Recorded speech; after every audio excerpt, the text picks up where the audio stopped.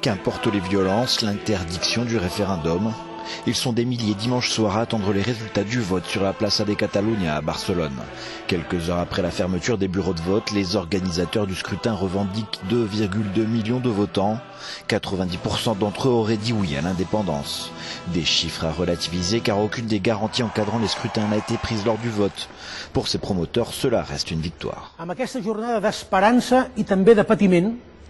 En ce jour d'espoir et de souffrance, les citoyens catalans ont gagné le droit à un pays indépendant sous la forme d'une république. En conséquence, le gouvernement, dans les jours à venir, enverra les résultats du vote au Parlement catalan, où réside la souveraineté du peuple. Il pourra alors agir conformément à la loi du référendum. Els resultats de la jornada d'avui perquè actuï d'acord amb allò previst en la llei de referèndum. Sur la place, de nombreux jeunes venus avec le drapeau de la Catalogne, une manière de se retrouver après une journée marquée par les violences. Je ne pouvais pas imaginer que cela finirait comme ça, que la police s'oppose à la population qui allait voter de façon démocratique. C'est très triste, je me sens impuissante.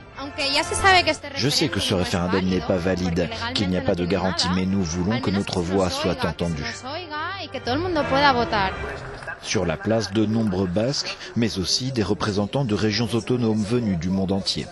Le peuple catalan nous donne une belle source d'inspiration pour les Québécois, les Québécoises, évidemment pour les Catalans, mais pour tous ceux et celles qui veulent s'engager dans l'indépendance. Après ce référendum interdit par la Cour constitutionnelle, c'est maintenant la responsabilité des politiques de faire baisser la tension sociale et mettre un terme à la rupture institutionnelle entre les gouvernements espagnols et catalans.